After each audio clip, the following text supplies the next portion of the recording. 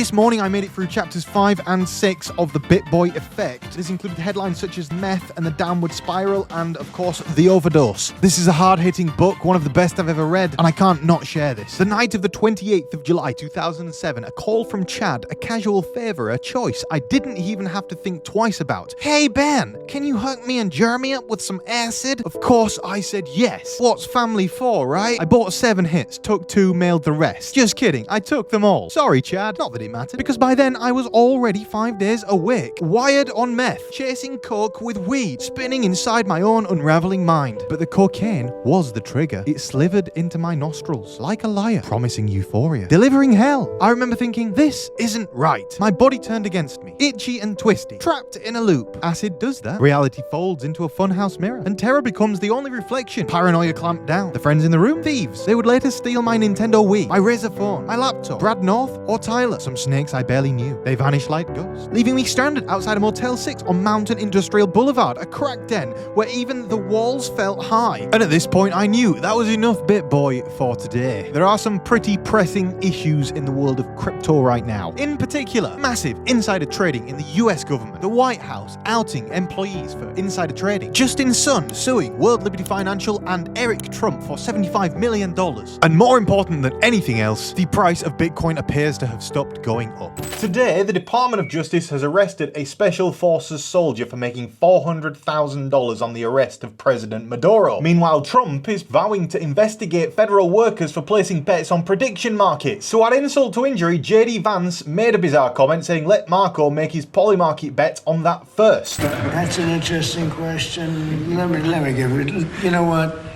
Let me give that a little thought. That's a very, is that what they're doing? They're thinking about replacing him? Apparently it's a proposal. Let Marco make his Polymarket. Marco, could you make a statement of that, please? What do you think of? But it just gets worse. This is like, because this lady here is calling for President Trump to pardon the man that they have arrested for making over $400,000 on Venezuelan President Nicolas Maduro, saying that unless the US Department of Justice plans on going after all the crooks in Congress currently insider trading, this is simply skewed justice, which is completely true. And of course, I'm going to tie all this into the crypto markets in just a second. Before we do that, drop a like on the video, because right now, so far, this is Bernie Sanders, so it's legit. He won't have published this without doing some proper research. The Trump family has made $4 billion off of this presidency. $3 billion of that is off of us. That doesn't seem fair. It just keeps getting worse. To kind of explain what's going on here, we all know Trump's insider trading. We all know his government and his infrastructure is all built around kind of personal enrichment. But right now, I'm going to show you an example of the best insider trade that I have ever seen. This man right here used a hairdryer to warm up a weather station. Not even a joke, he made $34,000. Now the core reason why he used his hairdryer to warm up a weather station was to create this outcome. There was a 0% chance basically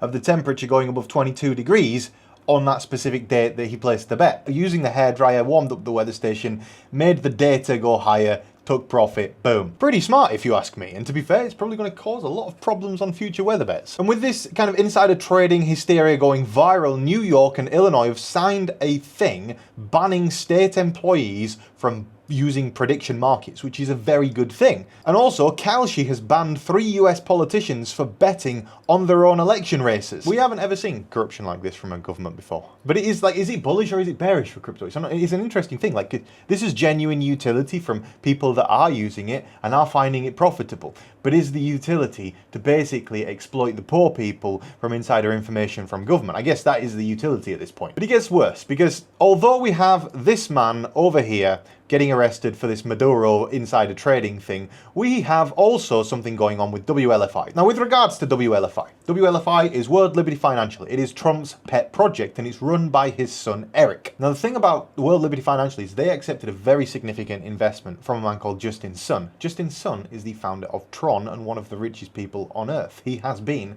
the GOAT of insider trading in crypto for years, and he's done a really good job at it. And I respect that, because he was here before the hype, and he actually built good technology. He also created Tron. Tron being the main network of which people use to transact USDT. So Justin Sun is like suckling the teat of the world's largest currency that isn't the dollar. But the thing is, Eric Trump has been threatening Justin Sun. And recently, as you all know, Eric Trump stripped all the liquidity from the World Liberty Financial Market, leading to 85,000 investors losing all of their money. Now, this has started a beef. These two guys used to be friends. Justin Sun here seen with Eric Trump holding this banana that Justin Sun paid $6 million for. And the other day, Eric Trump said that with regards to the Tron founder Justin Sun's lawsuit, saying spending $6 million on a banana duct taped to a wall is the only thing more ridiculous than suing him. And so in response to all of this, because, we have such, trust and faith that these leaders are going to do a good job and they're all about freedom, what they decided to do is they decided to steal all of the money. So they stole $344 million off of the Tron blockchain by freezing it. This is not something that often happens. In fact, it rarely ever happens. And the scary thing about this was a timeline. On April the 20th,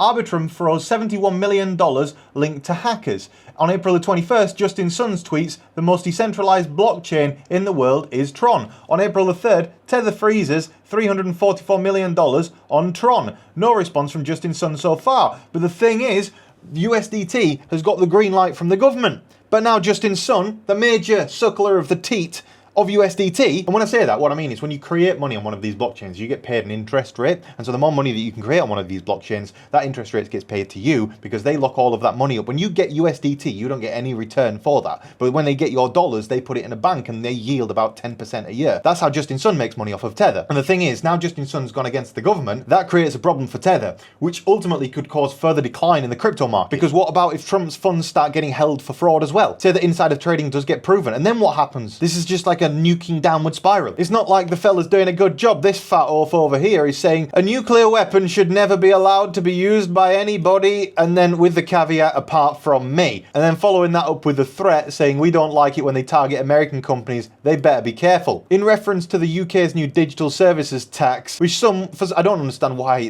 this guy is so funny. He says, before he was getting don't meddle in foreign policy, don't do anything in the Middle East, don't get involved in any of this stuff. And he's done every single thing he said he wouldn't do. And it's hilariously bad. It's just the worst leadership anyone's ever witnessed. Speaking of bad leadership, only one person has been approved so far for Trump's golden visa card that you pay $1 million for and get a permanent US visa. And just to put this in perspective, why is that important? Well, Trump said that the government was going to raise billions and billions and billions of dollars from this, and they've approved one person. Words are different from execution in the Trump government. There's a lot of talking and very little action, and the action that there is very violent, unpredictable. And the strangest thing about all this is, this isn't even fake news. CNN is saying the stock market has been up like a rocket during Trump's presidency, and it's completely true. Just look at this. This is the S&P 500 right now on the daily chart. Each one of these candles is representative of one day. Society has never been in a more questionable point in time, and yet when you look at the stock market, it just keeps going higher and higher and higher. It never goes down. Now, just to point out what happened here, this was when we all got locked inside. But if I was to go onto a weekly chart here and show you what did 2007 look like in comparison to what it looks like now, 2007 was a long time ago. When it loads, it'll go and it'll show you. Now you can see here back in 2007, this was the big financial crisis, boom, and it's been up ever since in a straight line. The question is that sustainable? It's driven by 7 companies right now called the Mag 7. The Mag 7 is the 7 largest tech companies like AI, Nvidia, Microsoft, all of those ones. We've talked about it a lot in the past. The thing is, all of the money that's built up in these companies is all not profit currently. Everything is about future value right now. And as soon as you see any kind of liquidity crunch or something going wrong with money, it does come down quickly. And that's why under Trump, we've had way more crashes than we ever normally do. These crashes here that you see on the stock market, these are the equivalent size of a 2008 financial crisis, and we recover from it in like a week. But as I trade Bitcoin, I want to focus here on Bitcoin and look at what Bitcoin's doing. We can see the stock market's up in a straight line. But the thing is, Bitcoin has also been going up a lot recently. I see so much more bullish comments and bullish content about Bitcoin. Worries me slightly. Spoke to a man yesterday. The man was like super bullish. Oh, I've got this offer, that offer. The thing is, when you have so much good things going for you, you generally haven't reached the bottom of the market. Some things that I wonder about right now is my own business, for example. What I mean is, I'm not worried for it. The fact that I'm not worried for it probably means we're not in a bear market, like the bottom of the bear market rather. At the bottom of every bear market, I have questioned myself heavily as to whether or not I'm in the right industry. And I've not done that yet.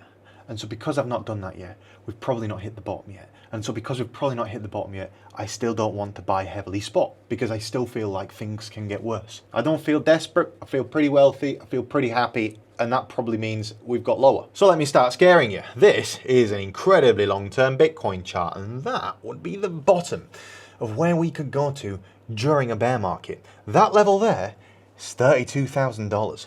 Woof, that would be a more than a 50% haircut from the current price. Not only that, if you look at every single bear market ever, you always come back down and retest the underlying trend. Always at some point in time. The thing is, at what point can we hit that line?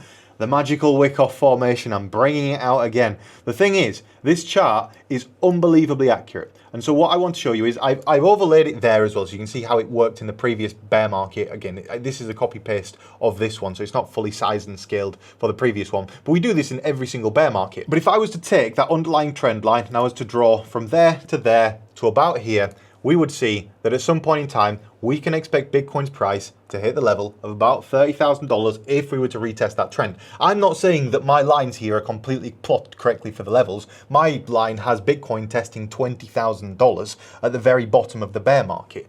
But that's terrifying. I hate this chart, but I also love it because I know if we correct, we're going to end the bear market with so much Bitcoin, which is why you need to subscribe to the channel. I'm realistic. I'm not a moon boy anymore. I used to be. I used to be the biggest moon boy on the internet, and we made so much money, but unfortunately, part of my brain was crushed and reality kicked in. The frontal cortex developed, and I developed consequences. And when I started developing consequences, I got good at my job. And now I'm not a moon boy, I'm realistic, and I think that that's probably, unfortunately, what happens. If I was to look at the stock market right now and tell you the same thing, I'd say, honestly, I have no idea. I know that markets can stay irrational longer than you can stay solvent. It might not make any sense that the S&P keeps going up, and it can continue to go up. You've also got to note a couple different bullish things. ChatGPT, IPO this year, or rather OpenAI IPO this year. There's a few other AI companies IPOing this year. That means that their assets become liquid, the stock becomes liquid, and that cash, that capital that they need to pay down the debts, they can run into the future. It's very unlikely that the AI bubble pops this year or next year. It's much more likely that the AI bubble pops in like 2029, 2028, something like that. And let me terrify you again, because right now, if that bottom was to happen on the wick-off formation, that date would sit us in April 2027, assuming that my chart was plotted out correctly, which in theory, it's about a year from now. It'll be after OpenAI's IPO. There'll be some disappointment hitting the market by then, and in theory, it would make a nice time for a market bottom. So we've probably got another whole year of skitting. Some mistakes I made in the previous bull market and bear market cycle was I continued betting on upwards and continued buying the dip for too long going into the bear market. And that cost me a lot of money when prices started rising again, because I burnt all my money on the way down and didn't have any money to buy on the way back up again. So I just opted this time to not make that mistake. I opted this time to focus on trading Bitcoin short term, trading gold short term, using the capital that I make from trading Bitcoin and trading gold to then reinvest into the market and buy spot. In the previous bear market, it was, I can explain the situation for me was, look, you've got to remember, I had just been trekked to the most juicy pump of my life. I'd then lost half of my money, and then we made some of it back. But from there, it was vabam, give me some hope again. Vabam, give me some hope again. Then vabam. And that one really, really was painful because I'd been buying the dip too hard in this range. And that's exactly where I think we sit right now. If we was to measure the size of that range and look at how long that range is actually lasting for, it is lasting here for 115 days. And if we was to measure how long we have now been going sideways in this range, which is literally an identical replica of that range there, we've now been going sideways for about 80 or 90 days. So if we are to abide by Wyckoff general theory and kind of maths, you would expect a further decline in price within the next 30 days to the price being as low as $60,000 should the Wyckoff formation be correct. And given that I didn't even mention Epstein yet in this video, I think we're onto a winner here in terms of a trading strategy, because I just can't imagine the Epstein story doesn't come back with a vengeance pretty soon. I mean, you might have been seeing it on the internet yourself, but if you look about Zorro Ranch, just Google what's going on at Zorro Ranch. They're going to dig up some bodies there at some point. And when they dig up the bodies and they find the photos that correspond with those bodies and they see that Trump was probably pictured with some of those people before you know what's going on. They've got a lot of stuff, they're just not dropping it yet. They'll drop it when it matters. Everything's about timing. The midterms are coming up, but you need it to slap. You need it to be painful. You need it to hurt. And all that stuff is going to drop just before the midterms, which again ties in line with the bottom theory. Right, let's compare the wick off right now to when the midterms are going to take place. Midterms are taking place in about this range here. So that would be a rally up to the midterms. And then after the midterms happen, this happens to the price because confidence in the market collapses because Trump just lost all of his authority. They'll probably have it so fake polls are skewing in his direction towards the time of the election, but ultimately it's not going to happen that way. The approval rating right now is lower than it's ever been. You can't fix that. I'm sorry, it's just not going to happen. And something else that we can use to predict the markets right now would be futures open interest. Now this is futures open interest on Binance, and we can see that open interest has been rising recently. When open interest is rising, that means there is more people trading the market. So we can see this is on a general bullish trend. But the problem is a lot of these general bullish trends in the past recently had been met by significant increases. However, more recently, they have been met by sharp drop-offs from confidence being knocked. The thing is, everyone's very sensitive at this moment in time. Confidence gets knocked very easily. I expect that to happen, unfortunately. I really don't want it to, but I kind of think it will. So, what do you think is going to happen to the market? Am I short-term bullish anymore? I feel like it might have played out at this point. I'm more starting to think down. That's the way that I feel it. If you want to join my community, I post trades pretty much every single day. Join the Discord group. If you want one-to-one trading from coaching from me and my team, we can arrange one-to-one training and coaching sessions for trading if you click the top link for the type form in the video description. And of course, if you're interested in trading, check out BLUF, and you find a link for it in today's video description. But on that, guys, drop a like on the video. See you in the next one. Goodbye.